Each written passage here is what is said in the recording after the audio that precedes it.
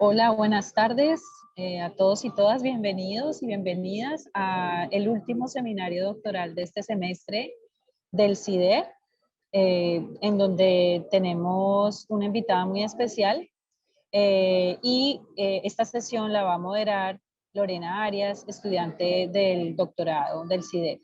Entonces, le paso la palabra a Lorena para que ella haga la introducción y la moderación de esta sesión. Muchas gracias a todos y todas.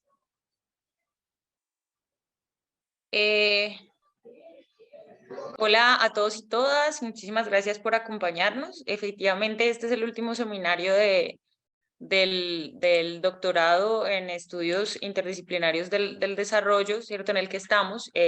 Y pues para este seminario, digamos, este seminario se ha orientado sobre todo a resolver un poco y apoyarnos en esos procesos que tenemos que enfrentar los estudiantes y las estudiantes en el proceso doctoral. Empezamos pues con un tema de cómo desarrollar el tema de la pregunta de investigación y hemos venido pensando, en el último seminario hablamos con el profesor Jairo Santander sobre la publicación de documentos de política pública y hoy pues entonces vamos a hablar acerca de yo digo que esto es una relación de amor y odio, que es el proceso de publicar, ¿cierto? Artículos académicos, que es no solamente un proceso bonito también en términos de hacer academia, sino que en ocasiones puede ser bastante desgastante y se vuelve en el corazón de muchas de las actividades que hacemos y muchos de nosotros aquí, ¿cierto? Como estudiantes. Entonces hoy tenemos el grato encuentro con la profesora Marta Lux aquí en el seminario. Ella es doctora y maestra en Historia de la Universidad de los Andes, psicóloga de la Universidad del Norte, tiene una maestría en Psicología Clínica de la Universidad de los Andes y en este momento y tiene pues su experiencia es editora general de la revista Uniandes y de la revista Naturaleza y Sociedad de la Facultad de Ciencias Sociales. La idea es que hoy la profe Marta nos pueda, precisamente desde su experiencia como editora de estas revistas, ¿cierto? Que tiene un conocimiento un poco más desde la parte de atrás, que implica, ¿cierto? Leer y direccionar una revista académica, recibir estos artículos, nos habla un poco de las claves, ¿cierto? De cómo lidiar con este proceso que yo también a veces siento que hay red de apoyo entre nosotros que cuando a veces uno termina un artículo y dice, pues pucha, no sé qué voy a hacer. Entonces, un poco la idea de este seminario es hoy hablar de este tema. Le agradecemos mucho que esté aquí hoy con nosotros y bienvenida, profe. Bueno, muchas gracias. Gracias, Lorena. Gracias, Cecilia, por el espacio. Me parece que es valioso, es interesante. Conozco las preocupaciones que tienen en general porque pues las tuve en su momento yo también, cuando estaba uno condonando créditos y demás, y estaba con el afán de hacer las publicaciones, pues, y con los productos también. Entonces, yo en principio siento, y quiero resaltar esa parte, y es que cuando uno está en trabajo de tesis y está escribiendo, dependiendo, digamos, evidentemente los diferentes programas, hay una cantidad de requerimientos, pero mucho de lo que uno está haciendo son contenidos muy actualizados sobre las temáticas que nos conciernen a cada uno de nosotros. Y yo casi siempre digo que cuando llega un trabajo de un estudiante doctoral, digamos, o en fase terminal, o cuando ya han terminado el doctorado, pues regularmente esos contenidos han tenido ya tantos filtros que en sí mismo son buenos. O sea, son contenidos que se han estructurado, digamos, de trabajos que han sido guiados por profesores, por una investigación pues de largo aliento. Entonces, otro tema relacionado con esto es cómo lo preparo, cómo lo presento, dónde lo presento, en qué momento lo presento, si le estoy apuntando a la revista adecuada, si estoy dirigiéndome a la revista, pues una revista que independiente de que mi contenido sea bueno, no es, digamos, no va a ser publicado en breve, porque aquí viene un tema y es que a qué tipo de revista le vamos a apuntar, dónde queremos publicar. Y yo creo que a la hora de la toma de decisiones, cuando se está pensando en mandar un contenido a una revista, con las razones y los motivos que tengamos atrás, además estamos desarrollando en el campo de la investigación y el investigador pues escribe. O sea, estamos trabajando un tema, regularmente también decimos que la persona que se va a graduar en un tema y que tiene una pregunta de investigación y la convierte en una investigación y sale con ella y llega una sustentación de tesis, es la persona que sobre ese punto más sabe en ese momento, porque eso es cierto, es la persona que ha hecho toda la revisión bibliográfica, que ha hecho toda la investigación, que ha trabajado con fuentes o con archivos o con bases bibliográficas además. Entonces, digamos, ahí tiene el contenido. Yo tengo una serie, digamos, tengo una breve presentación.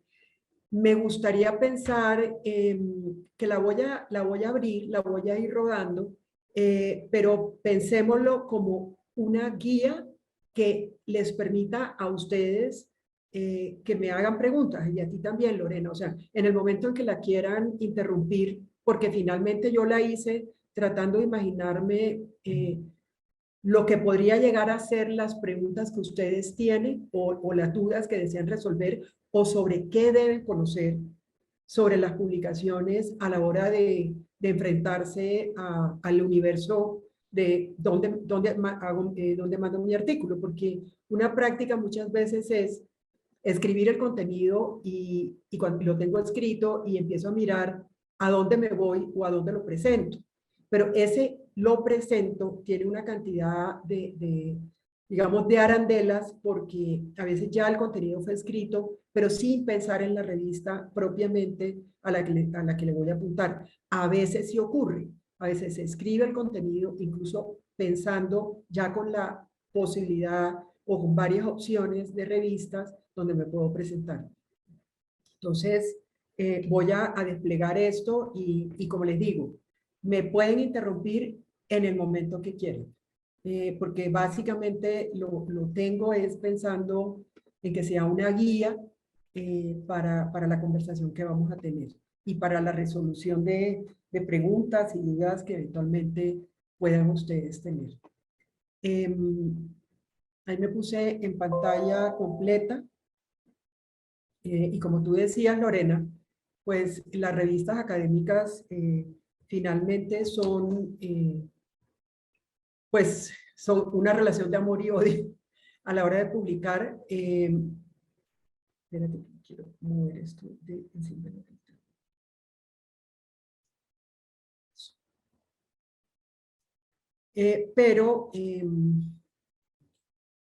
Pero digamos, indaguemos un poquito sobre ellas. Yo no sé si ustedes conocen o han estado alertas o al tanto de este tipo de discusiones, que son el tipo de revistas que existen. Y pensando aquí estoy pensando de manera más amplia, esto es una discusión que se da a nivel mundial sobre qué tipo de publicaciones de acceso abierto o cómo son las publicaciones de acceso abierto y los propósitos que tienen. Y creo que dependiendo de la disciplina, dependiendo del objetivo de revista que nosotros tengamos en un momento dado, vamos a definir en qué tipo de revista vamos a proponer nuestros contenidos.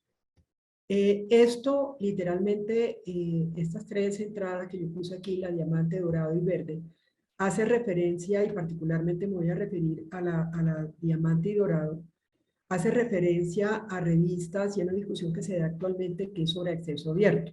Acceso abierto es una discusión amplia y grande que hay a nivel mundial en este momento y tiene que ver con la forma de publicar.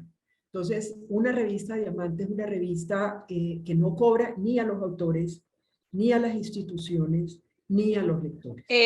Profe, qué pena la interrumpo, es que las diapositivas no están pasando. De pronto no sé si es de pronto si le dan la parte de clic de presentación. Ahí, ya está. Quedó como en la primera diapositiva y no está pasando. Espera. ¿Ya ahí les aparece? Aparece solo la primera diapositiva, pero se quedó allí. O sea, es que todavía no está en modo presentación, sino que todavía vemos todo Sí. el panel de herramientas. Ahí, por favor, dejen de compartir pantalla y vuelvan a compartir en modo presentación. O sea, dejar de compartir pantalla.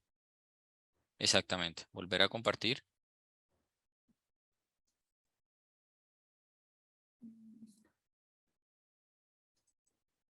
¿Ahí ya les aparece? Sí, ahora Ahora sí. sí. ¿Puede, por favor, cambiar con el cursor para revisar que sí están pasando? O sea, con el teclado, Voy. pasar otra diapositiva. Sí, perfecto. Sí, Listo. perfecto. Ok. Bueno, entonces, listo. El tema del diamante es, y me quiero referir a eso, porque esa es lo que estamos defendiendo, digamos, revistas bien calificadas, me refiero a los indexadores, pero también con reconocimiento regional, local y sobre todo a nivel Latinoamérica, y es que insistamos en la publicación en revistas de tipo diamante. Las revistas de tipo diamante son aquellas que no, lo que les decía, no cobran ni por publicar a los autores ni a las instituciones que los patrocinan, ni tampoco le están haciendo cobros a los lectores. Las revistas doradas o revistas llamadas dorado, son las revistas que le cobran la publicación de los artículos a los autores o a las instituciones que los están financiando, y luego ese contenido sale de manera al público de manera gratuita, pero ha habido una gestión de ese tipo. El repositorio verde, y aquí no me quiero demorar mucho porque sé que las preguntas de ustedes van en otro sentido, es aquellos repositorios donde incluso contenidos que han sido publicados en determinadas revistas se les deja vienen a los fondos institucionales o a la institución propia de los autores o a otras instituciones que los han solicitado. Esto es valioso sobre todo en términos de visibilidad de los contenidos que se publican. O sea, también como autores, no solamente el interés está en dónde publicamos, sino el interés debe estar dónde nos están leyendo, que nos lean suficientemente, que como investigadores jóvenes, o, digamos, en el tema de posicionamiento, esto tiene que ver también no solamente con el hecho de publicar, sino con el hecho de empezar a adquirir y reconocimiento en redes académicas y científicas por los contenidos que publicamos. Entonces, esto tiene un valor, pues, yo creo que importante. Esto es básicamente lo mismo que lo que le venía diciendo. Hay un tipo de revistas que son, llamamos revistas híbridas, y son las revistas que usan ambas modalidades. Admiten la publicación de los artículos que son asequibles a las instituciones, pero también, o sea, usan la modalidad, tienen artículos de tema, artículos completamente libres, de acceso libre, y otros contenidos sobre los cuales se paga para leerlos. Entonces, también está ese tipo de publicación. Esta información es bueno que la tengan ustedes en el radar a la hora de definir dónde van a presentar los contenidos. Como les dije, pensando en sus lectores, pensando si la vocación de ustedes también es que haya una mayor cantidad de público lector que acceda a lo que ustedes están publicando. Las Creative Commons, y en esto tampoco me quiero demorar mucho, es las revistas regularmente definen el acceso y el uso que se va a dar sobre los contenidos que se publican en ellas. No está de más mirar en las revistas cuando ustedes están, digamos, haciendo una preselección de posibilidades, o sea, en la revista donde ustedes van a publicar, que indaguen un poquito sobre el Creative Commons que esa revista ha definido para la publicación de los contenidos que son aceptados en ellas. Porque eso tiene que ver con el uso posterior que van a dar sobre esos contenidos. Si va a haber remezclas, si no va a haber remezclas, si se puede hacer una cantidad de cosas o hay un tipo de restricción y hay que pedir permisos. Entonces, indaguen sobre el Creative Commons que tiene la revista en la cual van a publicar. Cuando estamos hablando de acceso abierto, esto viene ligado a una discusión amplia que también tenemos a nivel Universidad de los Andes en este momento, y es el conocimiento abierto. En eso estamos trabajando. ¿Cuánto podemos ser abiertos? ¿Qué cantidad digamos, dónde está la decisión? ¿Qué va a ser público en acceso abierto? Y que por algún motivo, por patentes y demás, queda de uso restringido. Básicamente aquí les quería poner esto porque esta discusión está sobre el tapete en este momento a nivel Universidad de los Andes. Una pregunta de primera línea que debemos de tener cuando estamos pensando en la definición de posibilidades en revistas es, por ejemplo, si para nosotros es relevante que la revista tenga una buena calificación. Muchas veces la condonación, a veces de créditos y demás, está ligada a la calificación que tiene la revista. Para algunos sitios no es lo mismo que sea una revista cuartil 1 o que sea una revista cuartil 2, cuartil 3, cuartil 4 o sin cuartil. Hay revistas y publicaciones en determinadas disciplinas que son muy valiosas y no necesariamente están indexadas en el sentido estricto de lo que yo estoy señalando en este momento, y por disciplinas. A veces, también, pero sí hay que estar alerta sobre esto. Queremos una revista indexada, entonces básicamente en lo que tenemos que pensar es en quiénes son esos indexadores. Está un indexador que antes era reconocido como Thomson Reuters y es ahora Clarivate Analytics, y ellos miden el factor de impacto. Y básicamente lo que ellos estaban trabajando, ellos tienen unas colecciones que ahí las tengo señaladas en la presentación, las 4 colecciones: Science Citation Index Expanded, la de Ciencias Sociales, de Artes y Humanidades, y los Emerging Sources. Y yo le puse un asterisco a las 2 primeras porque las revistas que están asociadas a estos índices, a estos 2 primeros índices, van a recibir una calificación cuartilizada. No obstante, las categorías de arte y humanidades y emerging sources no estaban recibiendo cuartilización como tal. Este año, a partir del 2023, va a haber un factor de impacto para las 4. O sea, cada una de ellas, dependiendo de la revista puede estar alojada en alguna de esas 4. O sí, básicamente en una de esas 4. Entonces, ¿qué va a pasar? ¿Qué era lo del Emerging Sources? Porque se pueden encontrar con alguna revista que anuncie que está en Emerging Sources de Clarivate Analytics. Esto tuvo que ver con una situación y es, digamos, como un pulso que se tienen 2 indexadores grandes, que es el de Clarivate y el Scopus. Yo creo que varios de ustedes han oído hablar de Scopus, y Scopus tiene algo que se llama la información de Scopus. Scopus produce unas métricas, lo que ellos llaman un site score. Aquí me adelanto para mostrarles. Este es el Sevier, este es Scopus, y ellos, la calificación se produce a través de lo que se llama el Simago Journal Rank. Estas calificaciones, tanto las que produce el Sevier, Scopus y Simago Journal Rank, y las que produce Clarivate, se dan anualmente y regularmente para en fechas similares a mitad de año.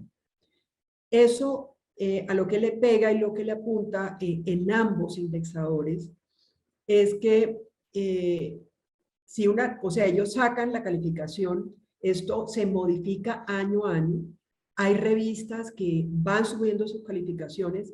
La imagen que les estoy dejando aquí, por ejemplo, es de la última lectura que hizo Elsevier al momento de anunciar que 4.356 de las revistas que están alojadas por ellos y han sido revisadas y aceptadas. Revisar y aceptar, en teoría, es un sello de calidad, porque ellos han mirado una cantidad de factores en la publicación, son alrededor de 24 factores que miran ambos calificadores en una revista, y de alguna manera certifican que las revistas se han atenido a una serie de criterios como tener buenas políticas editoriales declaradas, políticas éticas, un consejo editorial, publicar a tiempo, etcétera, etcétera. Entonces, Profe, cuando ustedes se encuentran, dime. aquí en el chat están haciendo una pregunta y la toco porque pues está hablando de eso. Andrés Rodríguez pregunta que si cree que con el tiempo Simago va a dejar de ser el índice más importante y que con las mediciones de impactos de SCIE y SCC, no sé cómo se pronuncia, pasen a ser más relevantes para medir la producción académica.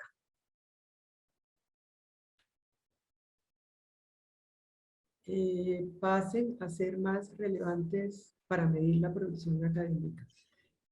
No me queda clara la pregunta. No me Sí, queda como clara la que pregunta. si estas mediciones de impactos del SCIE y SSCI van a ser más relevantes, supongo, que ante Simago, que es el que usted está citando en este momento, que con el tiempo, Ok. preguntan si. Regularmente, mira lo que pasa. Hay más revistas que han sido alojadas en Scopus.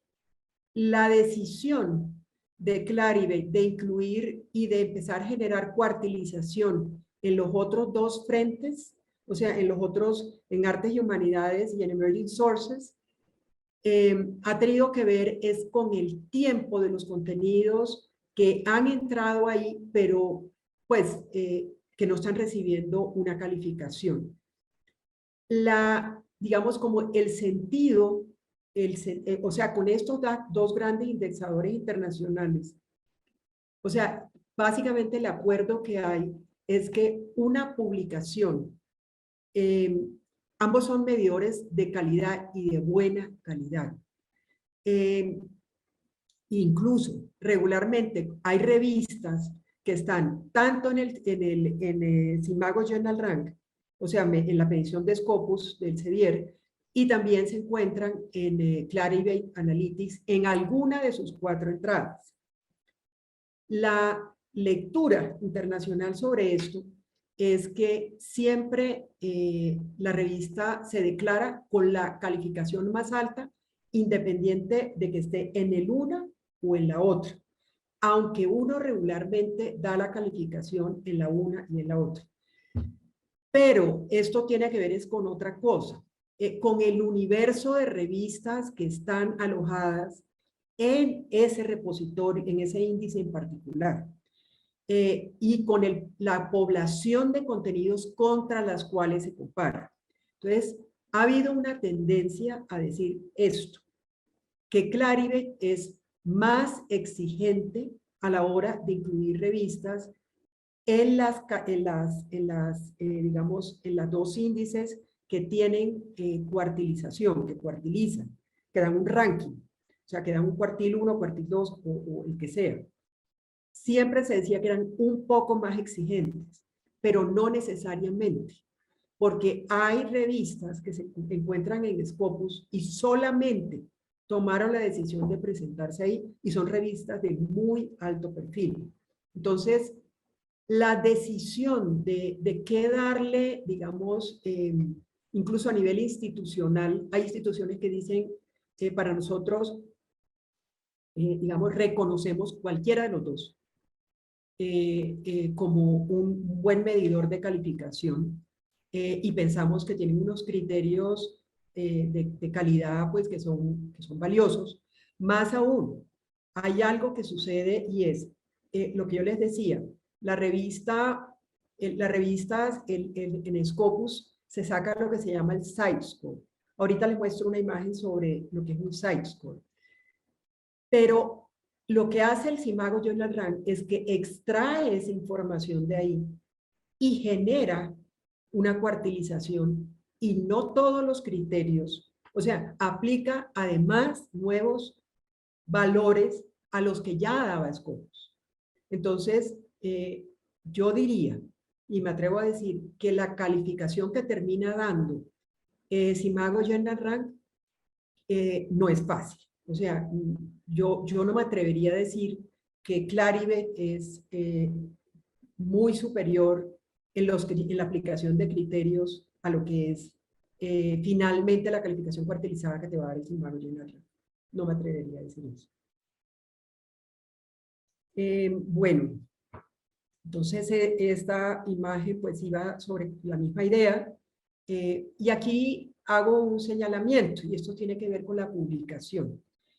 Acuérdense que cada año cualquiera de los dos indexadores compara el universo de la producción contra la totalidad, o sea, compara cada publicación contra la totalidad del universo en el área declarada. ¿Y esto qué quiere decir? Que una publicación puede mantenerse en su nivel, mejorar en su nivel o disminuir en su nivel. Y esto sí le pega a ustedes, porque yo he oído este comentario y esta pregunta. Resulta que yo escribí un artículo y busqué y me encontré esta revista. Y yo presenté mi artículo. Mi artículo se fue evaluado y fue publicado. Pero resulta que en el momento de la publicación, la revista bajó la calificación. Entonces, a mí me está perjudicando eso. Me está perjudicando porque yo la presenté a una revista Q1, pero cuando salió publicado, y acuérdense que la publicación no es que lo reciban y lo publiquen inmediatamente, resulta que cuando el artículo fue publicado, bajó la calificación de la revista. ¿Y ahora qué hacemos?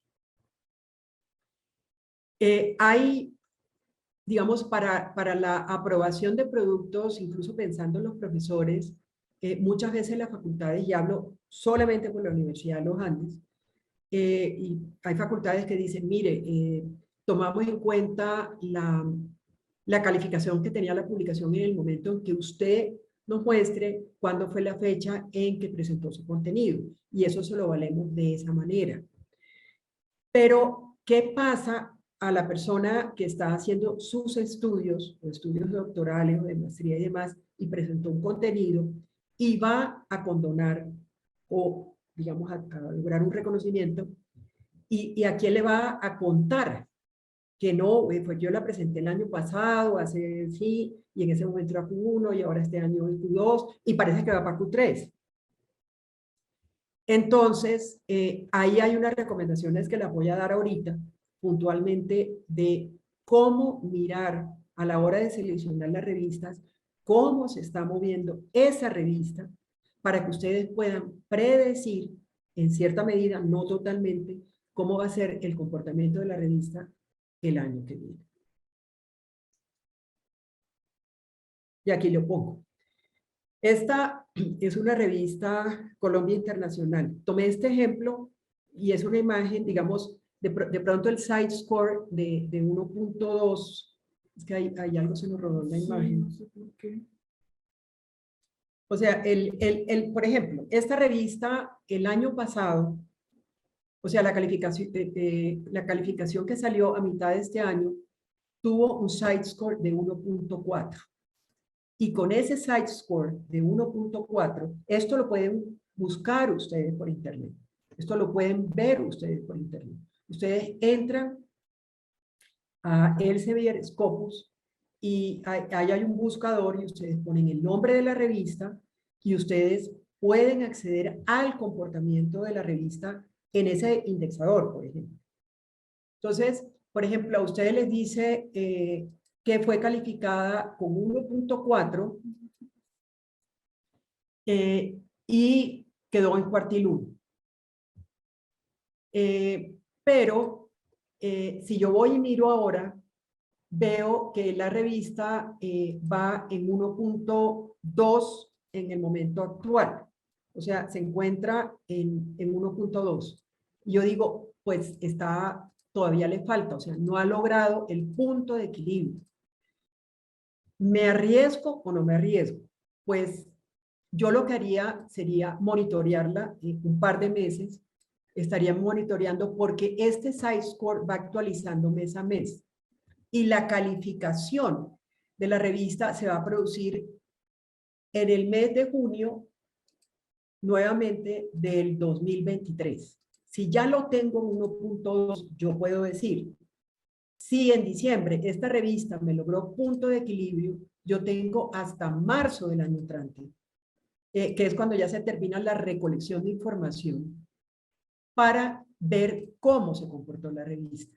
Si tengo alguna duda, y eso es muy importante para mí, y veo que la revista está bajando, de pronto mi decisión, y si yo quiero que sea la calificación tope, mi decisión debe ser no proponer a esa revista el contenido, sino a otra publicación.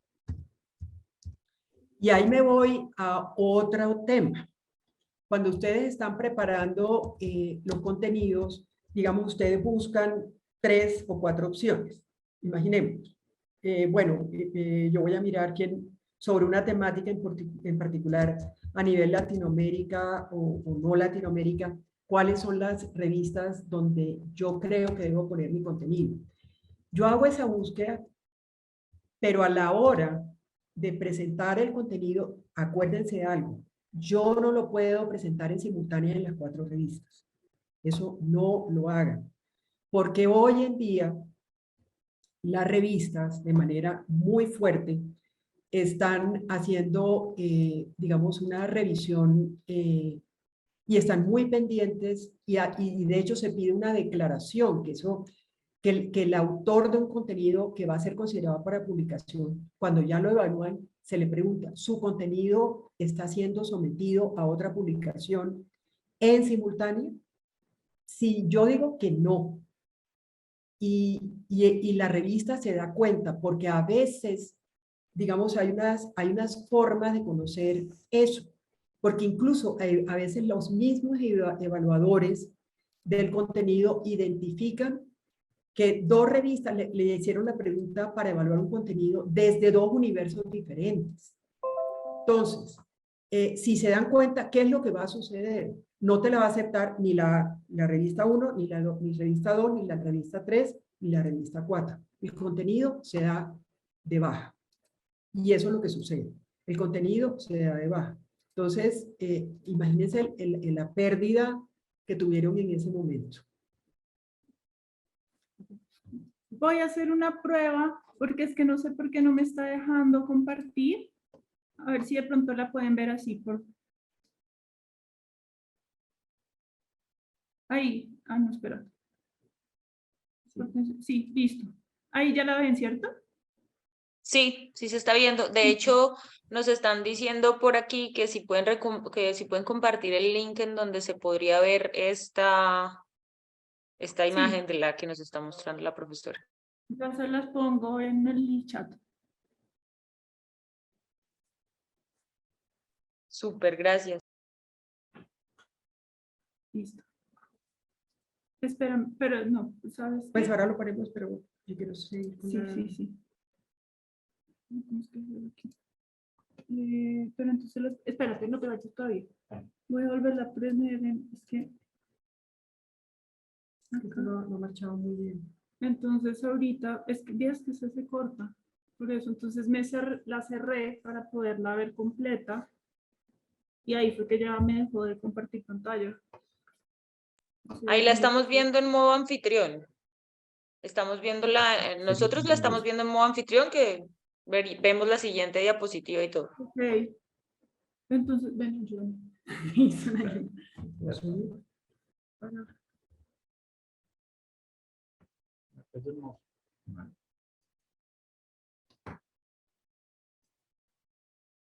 Bueno, mientras se arreglan los problemas técnicos, por aquí había Diana Murillo estaba preguntando, Marta, mientras arreglamos lo de la presentación, que qué ventajas y desventajas tienen publicar en Emerging Sources. Estaba preguntando alguien aquí. Como te digo, hasta el año pasado, Emerging Sources no daba cuartilización. Fue una forma que tuvo Clarivate Analytics de incorporar una gran cantidad de revistas que cumplieron con criterios de calidad, pero que o por ser muy jóvenes o muy nuevas, o por todavía no tener buena cantidad de citación, digamos, se mantenían en Emerging Sources. ¿Qué pasó? Emerging Sources sí es un sello de calidad.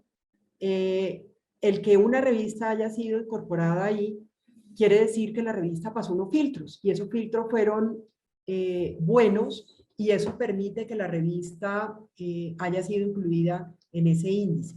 No obstante, la pregunta que se le hacía a Clarivate es que yo no me quiero quedar indefinidamente en Emerging Source. Yo quiero que me den un cuartil y que me den un cuartil por la revista. Entonces salió el aviso este año ya, Emerging Sources va a tener calificación. O sea, Emerging Sources ya va a generar un cuartil. ¿Para qué servía hasta el año pasado o hasta este año? Servía para, como sello, o sea, Clarivate había incorporado esas revistas, regularmente son revistas nuevas, que no tienen más de 10 años de publicación y que están, digamos, como en un periodo de prueba. Entonces, ellos o tenían que darlas de baja, o sea, tenían o que sacarlas porque no hubieran mejorado, o tienen que volverlas permanentes. Y volverlas permanentes es generarles una calificación. ¿Cómo pasó aquí? Mason quedó como bloqueado. ¿Cómo pasó? Listo. Entonces, pues esta es la situación de los indexadores. Y a nivel nacional, ¿qué pasa a nivel nacional? Acuérdense que regularmente, las revistas hacen el recorrido de calificarse en los indexadores internacionales y luego se presentan. A ver, si yo tengo una publicación que es cuartil 1 o cuartil 2 o cuartil 3 o cuartil 4 y me voy al Publindex, la presento y lo que termina sucediendo es que las revistas Q1 son A1, la Q2 es A2, la revista Q3 es C y la revista Q4 es D.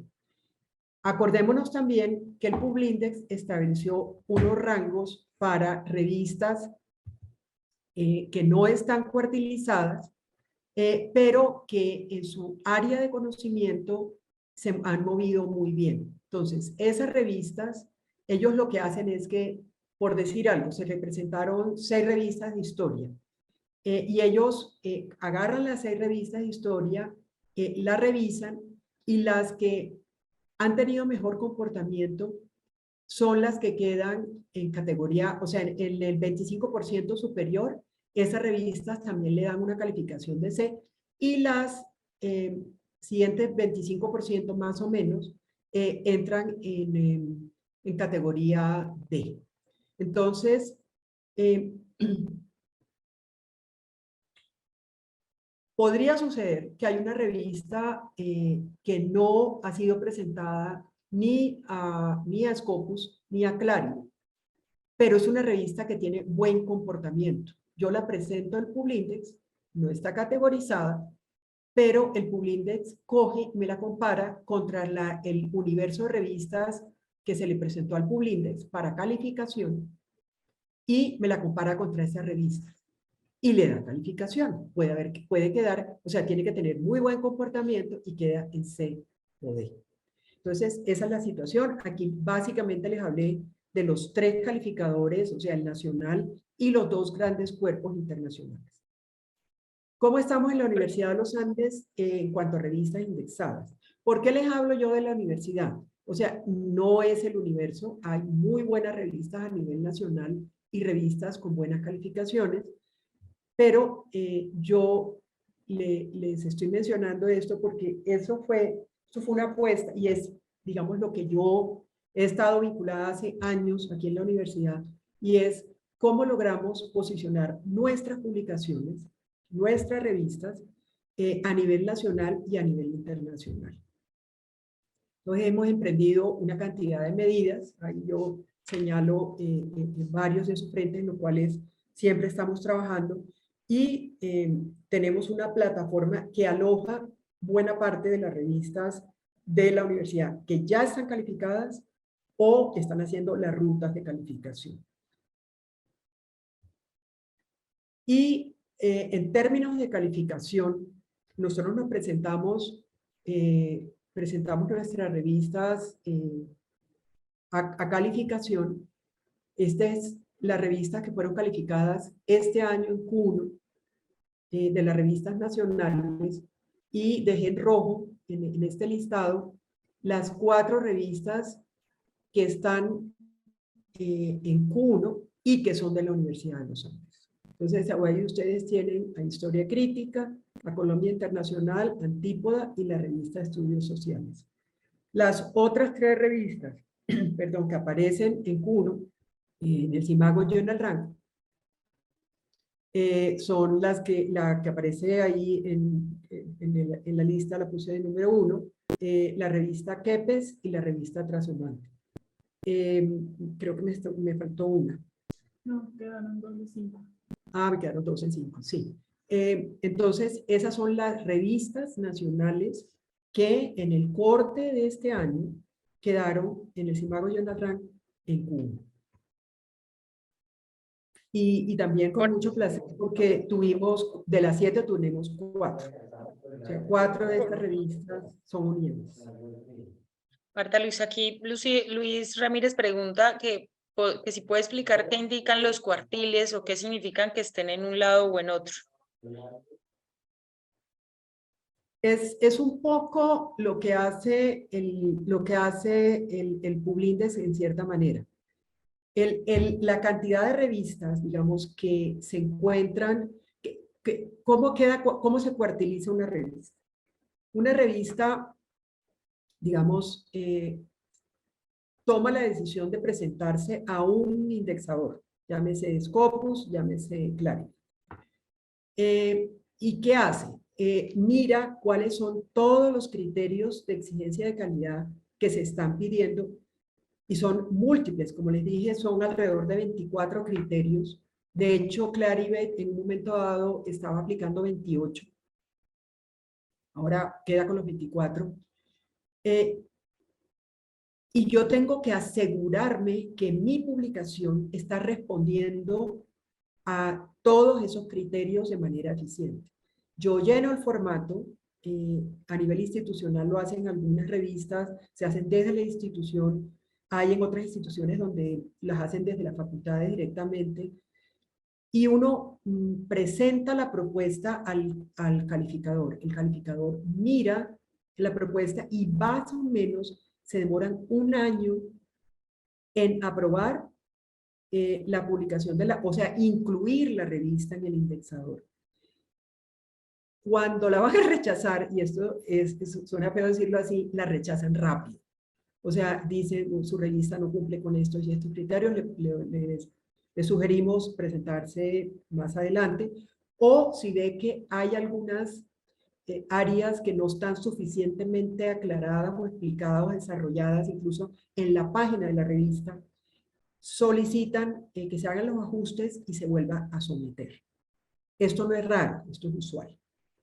Entonces, yo presenté la revista, me la aceptan, el primer año no tiene calificación, porque siempre va a ser un comparativo con la producción de los años anteriores.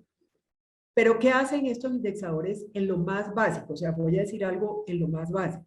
Lo más básico, el cuartil 1, el cuartil 2, cuartil 3 y cuartil 4 Quiere decir que las áreas de conocimiento donde fue alojada la revista, ya sea porque yo lo pido o porque ellos mismos los identifican, o sea, el editor los pide o ellos mismos identifican que son de artes y humanidades, que están en la categoría historia de artes y humanidades o de estudios culturales de artes y humanidades. Entonces se definen las categorías.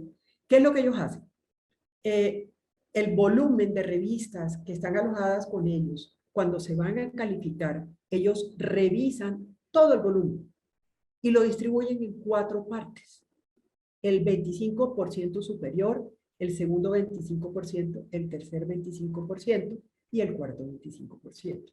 Y ahí queda la distribución de la revista.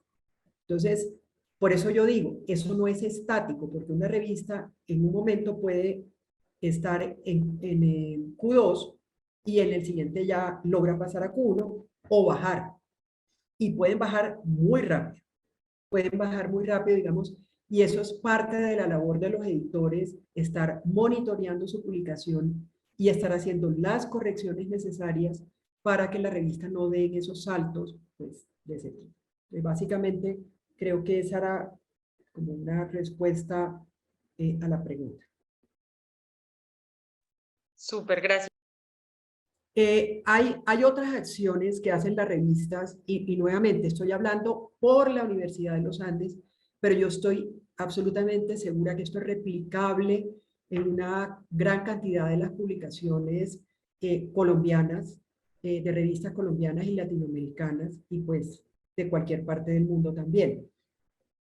Nosotros, por ejemplo, nuestras revistas son de acceso abierto diamante. Eso no las hace ni ser necesariamente súper leídas. Ojo, el acceso abierto por sí solo no es un garante del mayor uso de los contenidos. El mayor uso de los contenidos es una mezcla de factores que asumen los editores de las revistas y que se asume, digamos, como sello Uniandes, lo asumimos, y es lograr estar en la mayor cantidad de sitios posible para que una mayor cantidad de contenido sea rápidamente accedido, ya sea de forma directa a través de la plataforma de la universidad o de los repositorios, bases bibliográficas y sitios donde nosotros alojamos nuestros contenidos. Entonces, una apuesta es estar en más sitios. Nosotros tenemos, aquí lo dejé señalado, 3 de nuestras publicaciones, ahí las dejé en naranja. Esas 3 revistas, la revista de Estudios Sociales primero, y ahora este año entra la revista Colombia Internacional para fin de año y revista Historia Crítica, fueron aceptadas en Open Edition. Este no es un calificador, pero entrar ahí es dificilísimo. Y fíjense que es más guiado por criterios de calidad académica y editorial. ¿Cuántas revistas colombianas hay en Open Edition? 3, estas 3 revistas. La evaluación de cada una de ellas duró 1 año. Y el propósito es enlazar los contenidos que publicamos, no solamente en nuestra plataforma y en repositorios, sino que los estamos alojando en la plataforma Open Edition. ¿Qué pasa? Hay lectores, lo observamos con la revista de Estudios Sociales. Cuando alojamos en el 18 a la revista ahí, nos dimos cuenta que una gran comunidad de academia latinoamericanista iba a leer los contenidos en esa plataforma, no en nuestra plataforma. O sea, el mismo contenido replicado aquí allá, lo buscaban allá. Porque para ellos era el sello de calidad académica. Si se lo ponía Open Edition, eso era bueno. Entonces, por ejemplo, la academia alemana, de manera muy, muy importante, empezó a leernos y a acceder a la página a un nivel tan alto como el que les voy a decir. En esa plataforma digamos, se accedió, no se consumió contenido, sino se accedió a la revista 3 veces más de lo que se estaba accediendo en nuestra plataforma. Eso es muchísima lectura, muchísima lectura. Entonces, esto lo señalo para decir que las revistas tenemos la responsabilidad también de, digamos que como estimular la puesta en escena de los contenidos para que estos sean consultados. Ustedes dirán, ¿y esto cómo nos pega a nosotros? Nosotros lo que queremos es mandar el contenido, se lo ofrecemos una revista, es una revista buena, bajo los criterios que definamos, y ahí estamos. Y yo creo, nuevamente como lo mencioné al inicio, es dónde queremos que nos lean, quiénes queremos que nos estén leyendo. Entonces, no perdamos, digamos, como del radar esta situación. Ahorita, por ejemplo, que estaban haciendo la pregunta por calificación en indexadores, ahí tienen las revistas de la Facultad de Ciencias Sociales. Fíjense ustedes que con diversos criterios, en el universo de cada una de estas, digamos, de las revistas, fíjense, ahí pasa algo. Antípoda está en este momento, Antípoda y Colombia Internacional se están presentando al indicador de Clarivate, y probablemente van a entrar, son revistas muy fuertes y muy poderosas. Historia Crítica está en los indicadores de ellos en cuartil 1 y la revista Estudios Sociales está en cuartil 3. Esto tiene explicaciones. Por ejemplo, la revista Estudios Sociales, ellos tomaron la decisión de no meterla en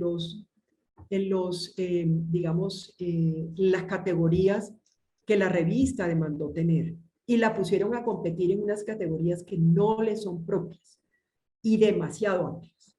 Entonces, ahí hay un tema para corregir con esa revista. Hay que volver a pedir, digamos, como que consideren incluir en la revista es en las categorías en la que ella es fuerte, no en la que ellos creen que es fuerte, y ni contra todo el universo que ellos están considerando.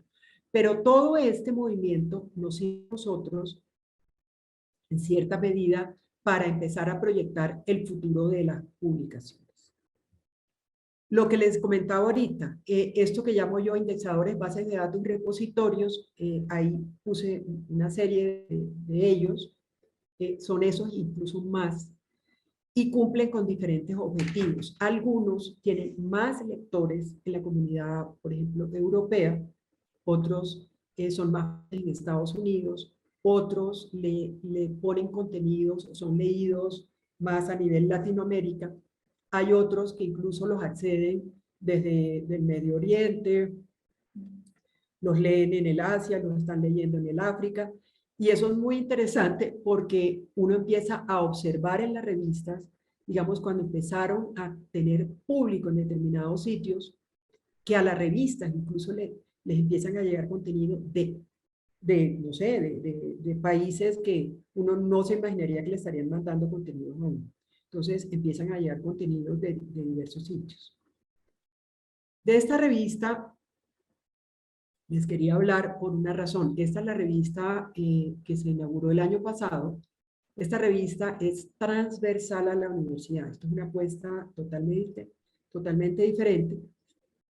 La vamos a calificar con los, digamos, criterios de los indexadores. Estamos avanzando rápidamente para lograr hacerla calificar en el menor tiempo posible, pero fue una apuesta a nivel institucional.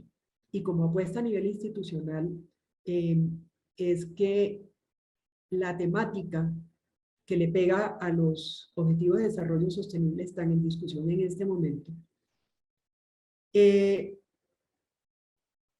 Pueden ser abordados multidisciplinarmente e interdisciplinarmente.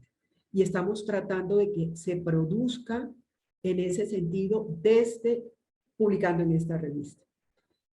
También se las quiero mencionar por otra razón. Esta revista le apuntó a pegar de una manera diferente a temáticas que se trabajan a nivel Latinoamérica, pero si bien el espectro de los ejes temáticos digamos, está definido para ser abordado desde diversas disciplinas. O sea, no es agro, no es, digamos, clima, no es, sí, es más que un énfasis mucho más cerrado, o sea, es más amplia en ella misma. Y esta revista se las estoy poniendo por otra razón. Los contenidos que le llegan a esta revista está publicando su último número del año, un número bellísimo que va a salir. Le hizo una apuesta diferente. Esta revista tiene los contenidos totalmente formales, o sea, de artículos formales, pero abrió una sección que se va a ver en 15 días, que sale el último número del año, se llama Diálogos. Y tiene la doble concepción de revista de divulgación y la revista de calificación, todo embebido en una misma publicación. Y como yo les dije al inicio, por un poco el motivo que yo me encuentro ahí es porque de alguna manera probamos cosas nuevas. O sea, estamos probando formatos nuevos que de pronto en otro momento se puedan llegar a implementar en las otras revistas, y queremos mirar esto, qué impacto tiene y esto, digamos, cómo va a ser recibido por la comunidad académica. Entonces, estamos ahí pensando en ustedes. Yo hace bastante tiempo le pregunté a Silvia, o sea, todos los contenidos que le están llegando a estas revistas son revisados con los mismos criterios de evaluación de todas las revistas Uniandes. Pero yo le hice una pregunta a Silvia y la pregunta era esta. Si entra un contenido de alguien que está haciendo estudios doctorales y es afín a estas temáticas, y ese contenido es revisado, evaluado y pasa el contenido a publicación, ¿qué beneficio le podemos dar a ese estudio doctoral que puso su contenido ahí? Esto lo tenemos que digamos, mirar un poquito más a fondo, pero va a ser, o sea, se va a condonar como si esta revista fuera A1, cuartil 1. Esto se lo menciono para que lo tengan en cuenta. O sea, lo que, digamos, financiaciones, préstamos y demás, que se tengan a través de la universidad y una persona ponga ese contenido y ese contenido pase los filtros de calidad y sea publicado, ese contenido le va a generar, digamos, va a servir para ayudar a condonar. Entonces eso está sobre la mesa, quería que lo supieran y se los quería comentar para que pues supieran, y ya en otro momento pues lo podemos mirar como más en detalle si hay alguien que esté interesado. Muchísimas gracias, Marta Luz. Qué pena, perdón. Bueno, ahorita estamos haciendo una apuesta y es que estamos cambiando el proveedor de la plataforma de revistas. Estamos desarrollando un OJS avanzado con los desarrolladores del software en Canadá, que es la empresa PKP, y justamente le estamos pegando a mayores beneficios para nuestros usuarios. O sea, ya la tendremos abierta el año entrante y ya se verán pues en su momento los beneficios que eso tiene para los que deseen publicar en alguna de las revistas de la universidad. Va a bajarnos un poco los costos, pero también tiene unos beneficios como que vamos a poder publicar algunas revistas estudiantiles en esta plataforma, porque es parte de la negociación que tenemos con la gente de PKP. Hicimos todas las pruebas, estamos trabajando con ellos, porque nuestro objetivo es no bajar en absolutamente nada de calidad, tener unos beneficios adicionales que queríamos. En las páginas, las revistas tienen páginas en español, páginas en inglés. La plataforma que estamos utilizando, Atipon, es una plataforma pensada en inglés y traducida al español. Eso genera a veces algún tipo de inconvenientes, incluso cuando los calificadores están revisando revistas que van a ser incluidas por ellos. Estamos muy entusiasmados, estamos logrando cosas muy chéveres, muy interesantes. Y en otro momento pues le iremos comentando. Aquí pongo algo de estrategias de posicionamiento y de madurez entre las revistas latinoamericanas, otra apuesta que estamos haciendo. Publicamos el año antepasado unos números de migraciones, básicamente en el curso de un año, desde diferentes publicaciones, digamos, abordados desde las diferentes disciplinas sobre el tema de migración. Es un tema absolutamente relevante. Y esta ha sido una de las acciones. Esto no se había hecho en Latinoamérica, que varias de las publicaciones de una universidad salieran sobre un tema. Sí lo hemos hecho en algún momento, incluso con revistas, por ejemplo, en algún momento la revista Historia Crítica, la revista de la UIS y la revista Anuario de la Universidad Nacional tomaron la decisión de publicar sobre movimientos sociales. Entonces se coordinaron y sacaron números con temas afines, o sea, casi que complementarios, pero digamos, eran la misma disciplina. Aquí la apuesta es que le estamos pegando a un tema desde diversas disciplinas, porque lo que realmente está ocurriendo es que hay temáticas que no le pertenecen a una disciplina. O sea, son tan complejas y digamos, y tienen tantas aristas de trabajo que pues, digamos, creemos y consideramos como institución que podemos aportar haciendo estos abordajes. Y aquí hay un avisito, y aquí tengo a Margarita al lado, esto me atreví a ponerlo, porque tuvimos el comité y el consejo de la revista Naturaleza y Sociedad días pasados, y un miembro de ese consejo es el decano de la Facultad de Ciencias Sociales y director de la revista Estudios Sociales.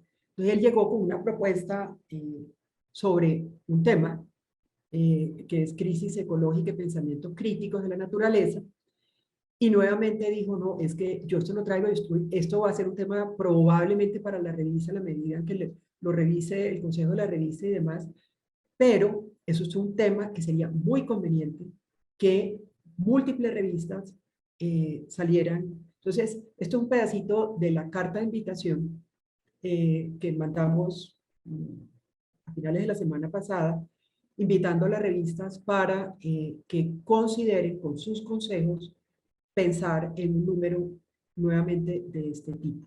Esto no lo hacemos todos los años, esto no ocurre todo el tiempo, pero ocurre. Algunas de las recomendaciones que hace el CIMAGO, Scopus, por la línea Elsevier, es para los autores cuando están pensando en producir contenidos y están pensando, ¿dónde publico? ¿A dónde me voy?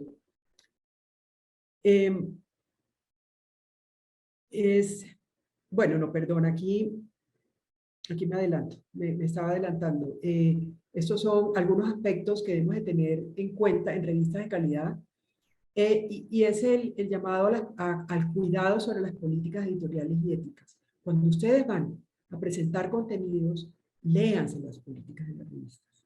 Eso no es letra muerta. ¿Por qué? Porque eso les va a decir a ustedes, digamos, cómo se declara la revista, les va a decir a ustedes cuáles son los énfasis de la revista y les va, incluso dice cosas como la revista recibirá contenidos y responderá a los autores en un periodo máximo de 6 meses. Si eso me lo dice en la revista, pero si no me lo dice, hay una diferencia. O sea, yo donde quiero poner mi contenido.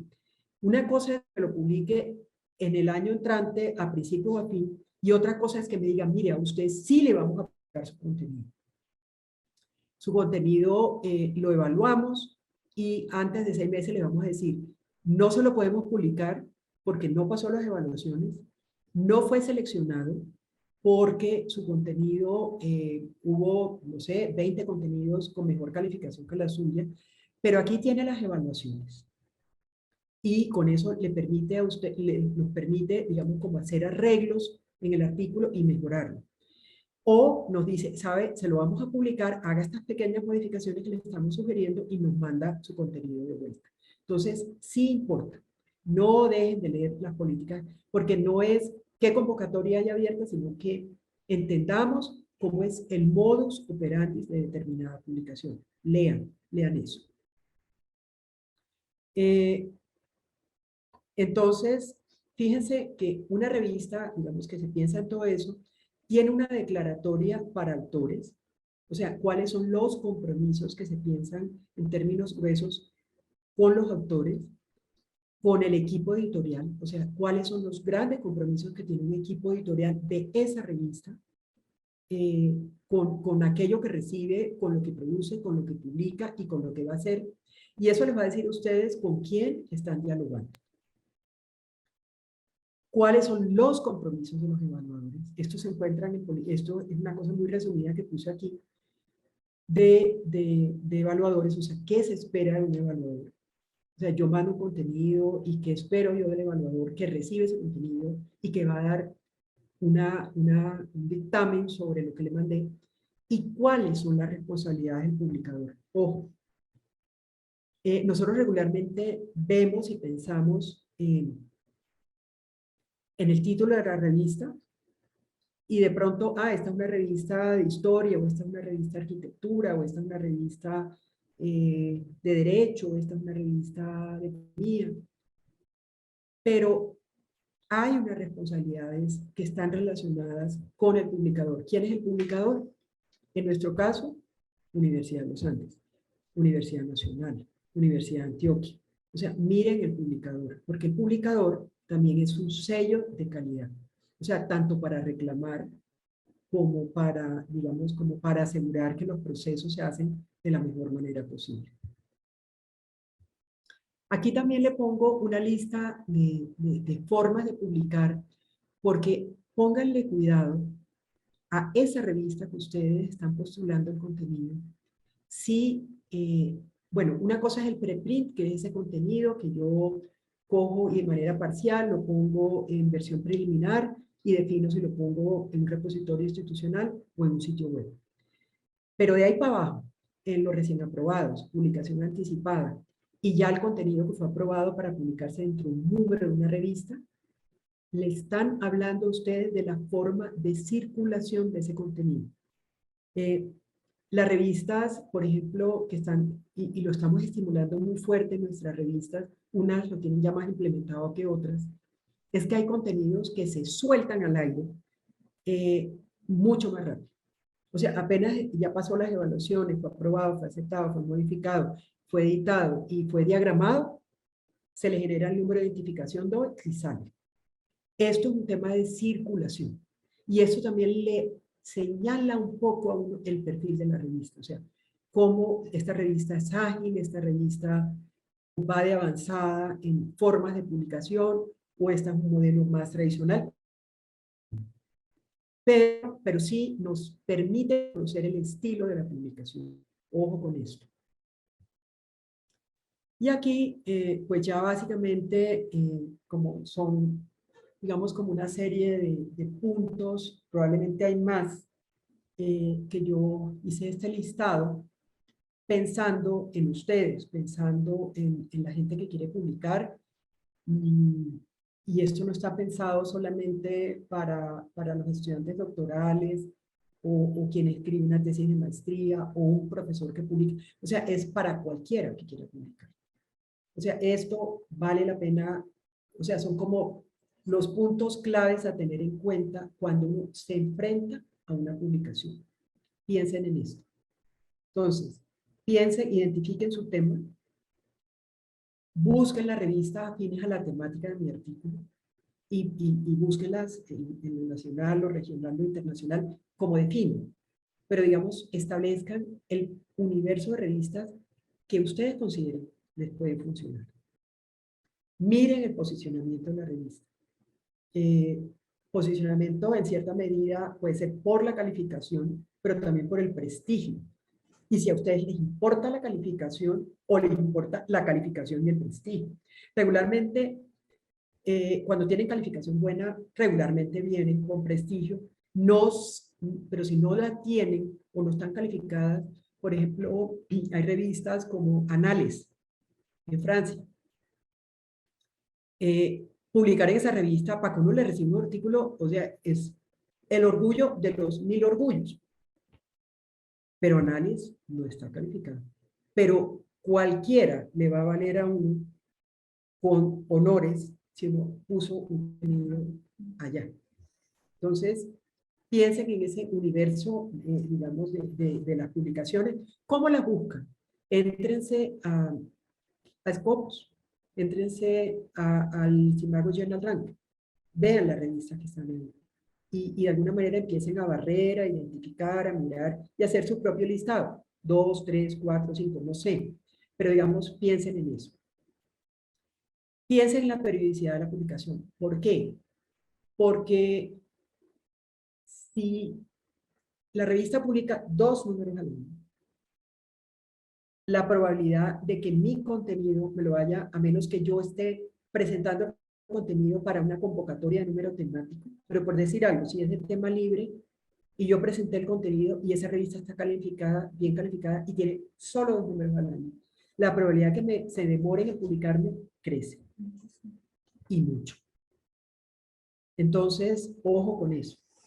Ojo, porque sí, o sea, no es que yo lo presento. ¿Por qué? Porque dejé el artículo ahí, me lo van a evaluar, se van a demorar evaluando, después van a decir, si me va bien, que me lo van a publicar, pero se lo vamos a publicar el año entrante en el segundo número del año.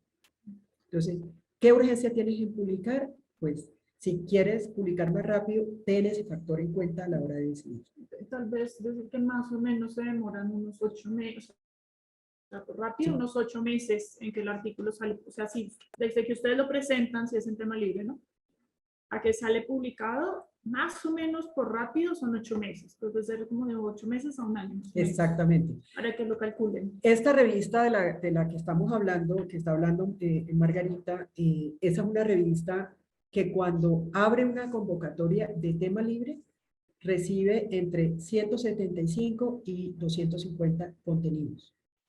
El filtro es altísimo, no es muy rigurosa, digamos, en la selección rápida y en la definición, como dice Margarita, pues que se va hasta 8 meses, pero tengo que tener claro que voy a entrar a competir contra un universo grande de contenidos. Entonces, ahí va la pregunta.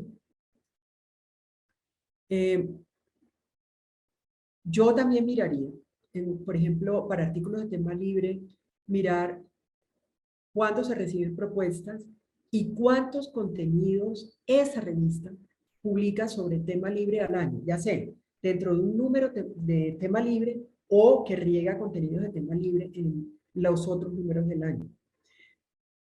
Porque si yo hago la sumatoria, si saca un número de tema libre y 2 números de dossier, pero que le mete 2 artículos de tema libre y publica 4 veces al año, esa revista va a publicar máximo 20 contenidos de tema libre. Entonces, ahí viene la pregunta. O sea, ¿cómo quedé yo? Ahora, yo no digo esto para desestimular, porque hay contenidos que entran, son valiosísimos. La revista mira la estructura, se hace un primer filtro, el equipo editorial revisa la pertinencia, cómo está presentado, cómo está escrito. Cuando yo les decía ahorita, miren políticas editoriales y políticas éticas y normas para autores, miren eso, porque cuando presenten el contenido de la revista, mándenlo con eso listo. Ese artículo que está bien planteado, bien organizado, tiene un objetivo claro, un problema, que quiere lograr a través de esto, si es una revisión temática, o sea, digan las cosas lo más claramente posibles. El artículo está bien estructurado, bien organizado, el tema es súper relevante, está muy bien logrado, Pero en la medida en que todas estas arandelas ustedes se las coloquen bien al artículo, ese artículo va más rápido. O sea, el artículo sube más rápido en la cadena. Porque no es el artículo, no, es buenísimo el tema, buenísimo, pero el autor no, voy en la página 5 y ni siquiera me ha dicho de qué se trata. O no me ha especificado completamente el problema. No, o sea, miren la estructura de artículos y péguenle a eso, porque no es cierto, completamente cierto. Eso hace que el artículo sea revisado más rápido y sea tenido en cuenta más rápido. Nuevamente, miren los calificadores de la revista, miren esa revista, cuánto digamos, se esfuerza por divulgar sus contenidos. Luego, lo mismo que dije, están los indexadores, están los repositorios, pero por ejemplo hay un ejercicio que nosotros hacemos, salen los contenidos, salen los artículos, salen los números temáticos, y los editores nuestros cogen esos contenidos y de una vez los meten en redes académicas. No en Academia Universidad de los Andes, sino en redes académicas. Ponen a circular los contenidos y ustedes saben que un autor o alguien que lea en academia sobre esta temática y yo le puse un artículo sobre esa temática, de pronto no me sirve a mí, pero sí me sirve a mis 3 investigadores amigos de más allá. Entonces el contenido empieza a circular más rápido. Entonces, estén un poco alertas, como, digamos, cómo es el comportamiento de la revista en términos de movimiento. Miren lo que ya les he venido diciendo, las políticas editoriales y éticas, la declaración del tiempo de aprobación, rechazo y publicación promedio, y ya nuevamente para cerrar, la escritura del contenido, si se ajusta o no a los términos de publicación de la revista objeto del interés. ¿A qué voy? Revista de estudios sociales. ¿Cuántas disciplinas cabrían ahí? Pues muchísimas. En esta universidad, psicología, estudios culturales, lenguas, filosofía, antropología, arqueología, derecho, economía. Por ahí vamos. Pero si la revista, por ejemplo, ha recibido y ha publicado de manera extensa sobre educación en las ciencias sociales o estos frentes, probablemente no va a ser la primera línea de privilegio que va a tener la revista de artículos. ¿Por qué? Porque va a privilegiar otras líneas. A veces las revistas lo declaran. Vamos, la revista se declara, pero vamos a privilegiar tales y tales líneas. Ojo. Miren convocatorias. Estén desde el mismo momento que están escribiendo, estén mapeando en esa selección de revistas que ustedes han hecho, qué convocatorias de la revista que son de su interés, qué convocatorias tienen abiertas y cuándo abren. No solamente cuándo anuncian, sino cuándo abren. Porque el momento de apertura al momento de definición, promedio, 6 meses. Entonces, ese ejercicio lo pueden hacer desde el inicio. O sea, bueno, mi artículo sobre tal tema, ya estoy averiguando, ya estoy mirando. Y eso les permitirá a ustedes o afanarse con el contenido o si pueden lentificarse, o sea, porque no los impacta de manera particular, entonces digamos, se esperan la apertura de la convocatoria. Pero tengan opciones, o sea, estén... El universo de la publicación en revistas, a diferencia de la publicación en libros, y yo me moví en ese universo cuando estaba en la Facultad de Ciencias Sociales, digamos, como en revistas y en libros. Son investigaciones más detalladas, más a fondo, pero son procesos más lentos. La publicación de artículos digamos, el universo de la publicación de artículos es rápido. Las medidas cambian. Que a veces uno cree, no, es que yo escribí mi artículo y te lo mandé, pero mira tal y tal cosa, o ya lo tengo listo, pero es que no veo que tienen una convocatoria abierta. Es que tenías que mirar. Porque si no hay convocatoria abierta, no hay convocatoria abierta. Hay revistas que reciben todo el año, y está bien, y lo que hacen es que van evaluando en la medida en que van recibiendo. No necesariamente eso agiliza la publicación, no necesariamente. Porque ¿Qué quiere decir cuando una revista, por decir algo, de tema libre, abre la convocatoria? Abierta 15 días, 20 días, un mes. Quiere decir que esa revista va a tomar decisiones rápidas sobre el contenido, porque va a comparar uno contra otro, contra otro. O sea, no va a esperar el artículo que me entró en enero y espero el que me va a llegar en marzo y miro si este es mejor que este otro para tomar una decisión editorial. No, te la va a tomar muy rápido. Entonces, eso puede ser favorable. Eso puede ser favorable. Bueno, yo he hablado y he dicho muchísimas cosas. Ya quedo como pendiente si tienen como preguntas. Sí, sí, aquí hay varias. De hecho, para quienes están, incluso pues desde el doctorado, y muchísimas gracias además por la exposición, Marta Luz. Hay mucho que tener en cuenta. Yo creo que precisamente por eso a veces uno se siente como agobiado en términos de cómo escojo, cómo voy. Creo que nos has dado como bastantes tips al respecto. Hay unas preguntas que se hicieron también desde los y las estudiantes del doctorado, y que tiene que ver un poco con eso que también mencionabas hace un instante acerca de esas situaciones que tenemos que pensar a la hora de publicar, más allá del tema del contenido y esto que nos estás mencionando, sino también cómo en nuestros procesos académicos se tienen en cuenta las características o las formas en las que se publica. Y una de ellas tiene que ver, ya te lo había comentado, con los criterios para definir las autorías principales, ¿cierto? Que tú ahorita estabas hablando específicamente del caso de la Universidad de los Andes. De hecho, Claudia, que es del doctorado, nos estaba preguntando en el chat, ¿cierto? Que tenía entendido que cuando hay múltiples autores, quien aparece primero recibe una mayor calificación, o al menos en algunos procedimientos. ¿Cómo impacta eso a los estudiantes para el caso de Uniandes? Que es más o menos lo que yo venía comentándote, que hay algunos requerimientos.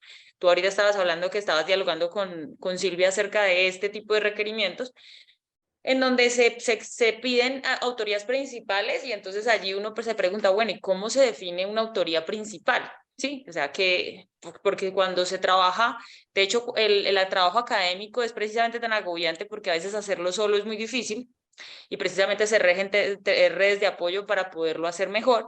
Cuando se hacen varias autorías, frente a eso, pues hay este tipo de preguntas. Incluso ahorita alguien en el chat preguntaba que si hacer un artículo entre muchos autores puede de alguna manera generar menos aceptación por parte de algunas revistas, que era otra de las preguntas que estaban haciendo ahorita. Nos preguntaban también, por ejemplo, si cuando un artículo es presentado en distintos idiomas, ¿cierto? En español y en inglés, una misma versión, si se considera una duplicación, como lo estabas mencionando ahorita, frente a las políticas editoriales de algunas revistas. También preguntan si es posible que se penalice la existencia Yo de un creo, editor. tratemos de ir como una por una, si te parece. Listo. Yo les iba a Hablemos. decir todas para que tú respondieras las que consideras. Lo que pasa Ya es que de solamente pronto me se me queda. va saltando. O sea, voy a Listo, de una. responder Perfecto. las autorías y el orden de las autorías. Hay una pregunta gruesa alrededor de las autorías. Depende de las disciplinas, tiene mucho sentido, digamos, que hayan varios autores. ¿Qué estoy pensando?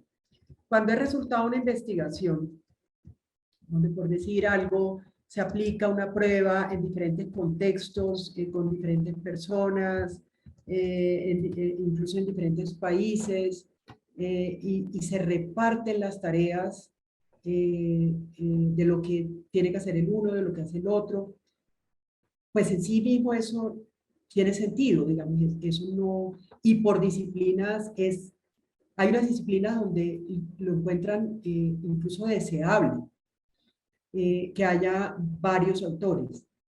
Pero la pregunta que sí se están haciendo las publicaciones cada vez más, y con la cual quieren completa claridad, es que cuando se presenta un contenido de diversa autoría, y llamo yo ni siquiera a la de 2 o 3, incluso las que tienen mucho más gente participando, que el contenido que se presenta defina de qué se ocupó se ocuparon esos diferentes miembros.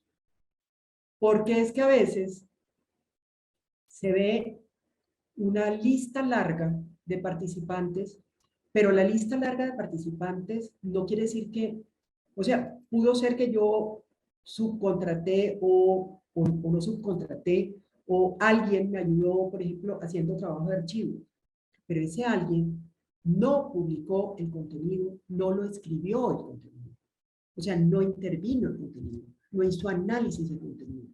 Entonces, la revista en ese momento, cuando incluso se pasa de un determinado número, hace la pregunta, o sea, ¿cómo fue la participación? Y le pide la declaración a los autores que declaren, digamos, la participación. Y puede ocurrir que el primero y el segundo y el tercer autor escribieron el contenido. La pregunta es, ¿los 6, 7 escribieron el contenido? Entonces, digamos, eso se va a relacionar con los créditos que en un determinado momento incluso las instituciones definen sobre los participantes del contenido.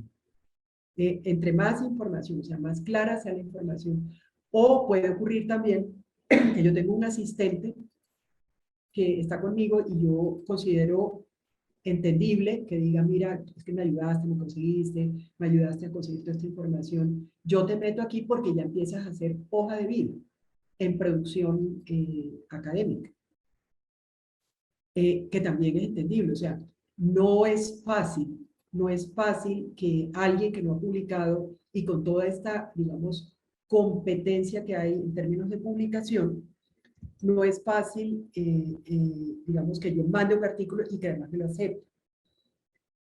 Cuando uno trabaja como editor, a veces los autores son muy explícitos y a veces no lo son tanto. Pero, por ejemplo, uno tiene ya el ojo muy afinado para identificar, aparece un avisito. Siempre hay una declaración de quiénes son los autores. Entonces aparece un avisito al lado de alguien que dice, en la temática tal fue trabajada en mi tesis doctoral o en mi tesis o en mi monografía de maestría sobre tal y tal y tal tema. Luego aparece, esa persona obtuvo un título de maestría en la temática. Y luego aparece, y también ocurre algo así para los estudiantes doctorales, y después aparece, si no han recibido el título, y aparece otro aviso de un académico que dice doctor en tal y tal y tal, tema afín completamente a la persona, a otra persona, y uno inmediatamente, esto no es necesariamente así, pero bastante probable es que esta persona fue el director de tesis y este fue el tema de tesis.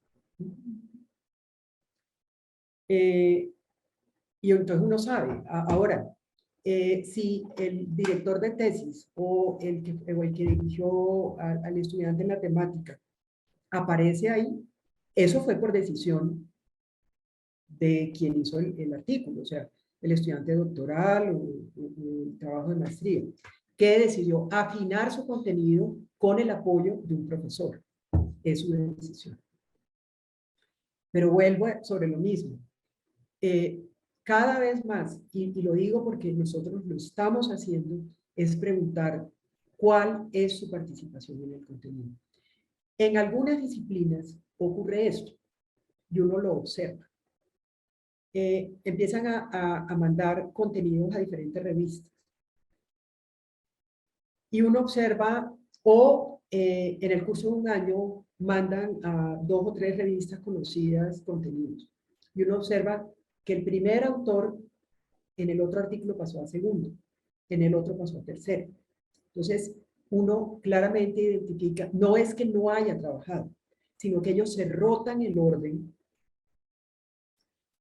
para dejarse en primer lugar alguno de los participantes que probablemente escribieron el contenido, pero digamos, ¿por qué? Porque hay algunas instituciones que sí van pegados a la línea.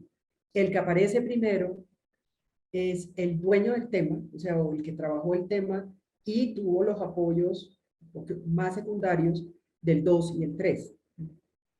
Entonces, vuelvo sobre lo mismo. Ustedes pueden, o sea, las revistas piden cada vez más la aclaración de la autoría. Por favor, nos aclaran qué participación tuvieron estos miembros. Y eso es maravilloso, porque cuando ese contenido va a incluirse en tu lista de producción, dice, yo escribí el contenido, fulano y fulano escribieron el contenido, esto fue apoyo en la consecución de material adicional, o esto, y no es que no tenga un mérito, pero no tiene el mismo mérito. Este tema está bien sobre la mesa en revistas bien calificadas a nivel mundial.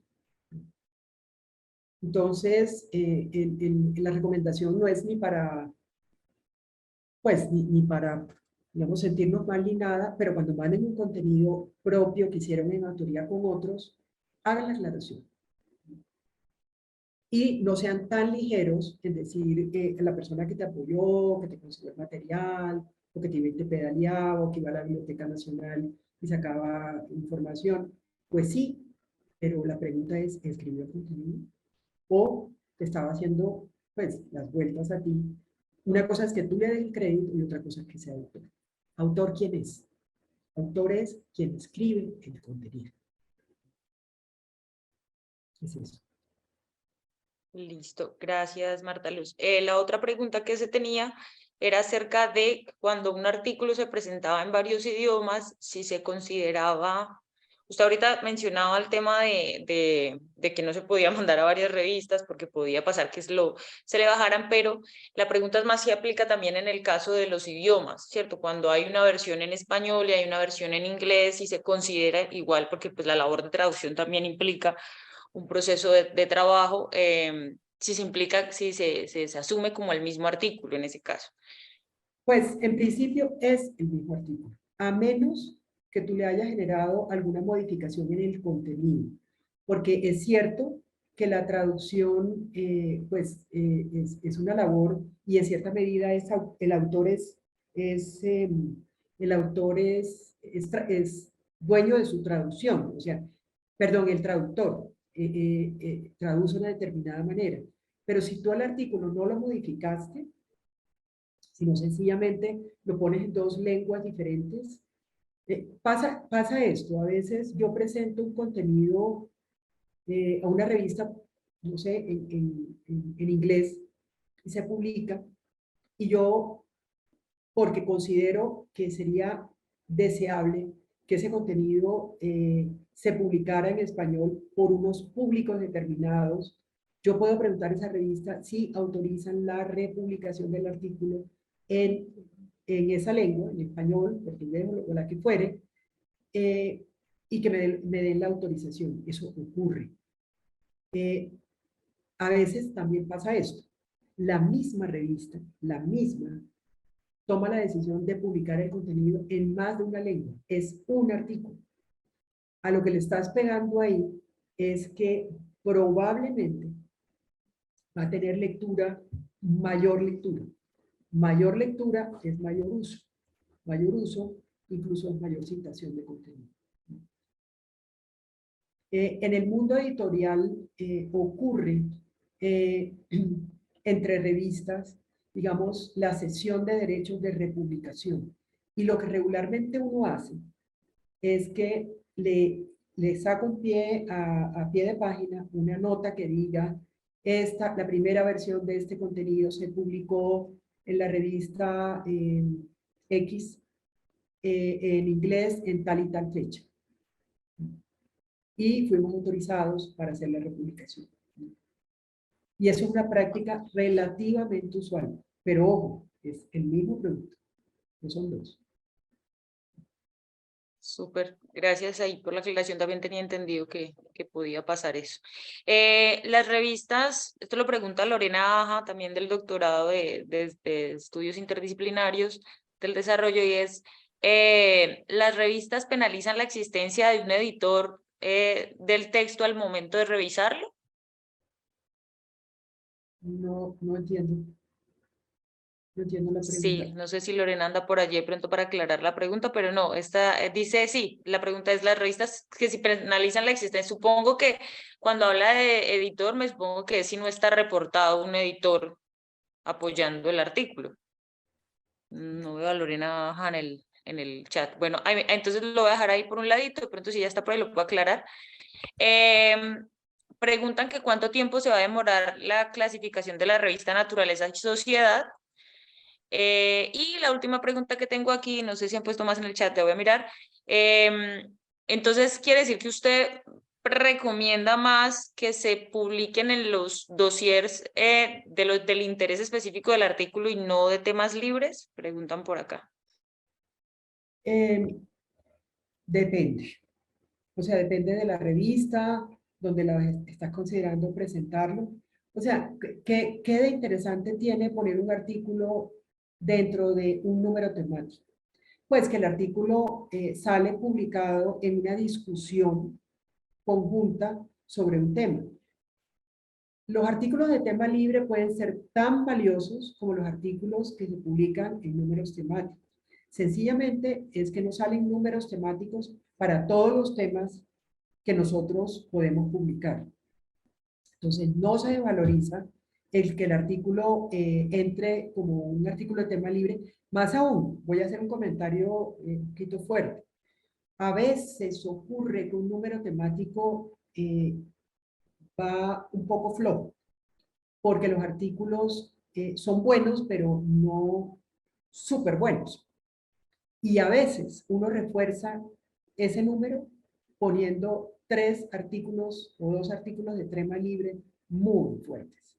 Entonces, digamos, no es que no, lo uno no mata lo otro. Es como una toma de decisión.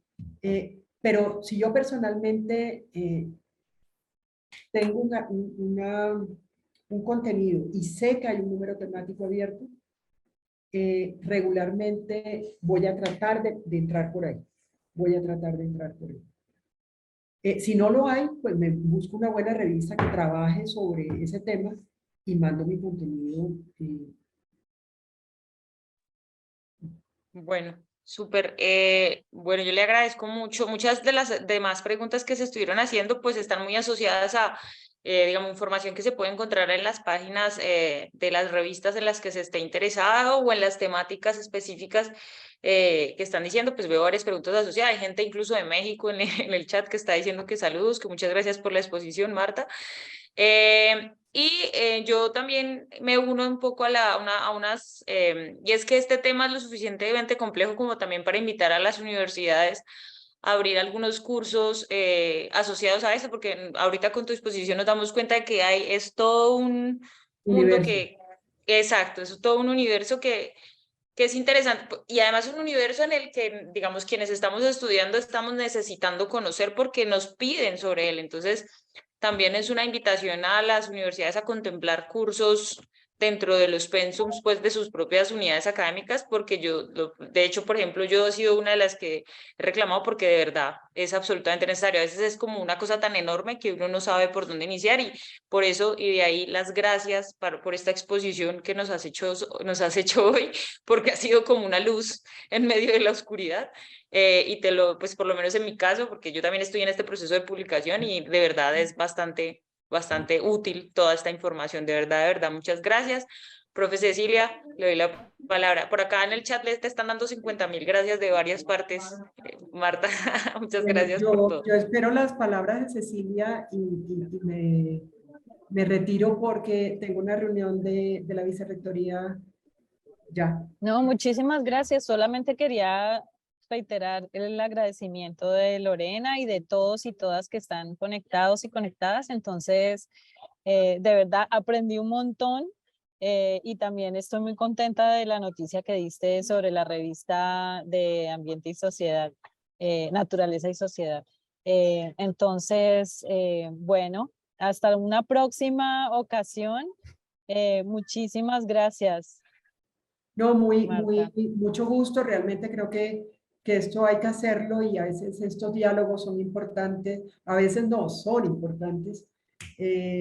Cualquier pregunta adicional, puntual que tengan, me la pueden enviar intentaré contestarlas en la medida de lo posible.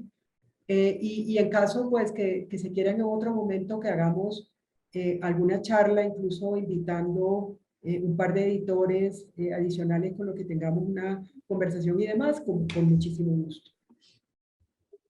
Súper. Muchísimo gusto y muchas gracias por permitirnos compartir, digamos, estas experiencias que yo creo que nos ayudan a todos los que producimos conocimiento y pensamos en una publicación. Gracias.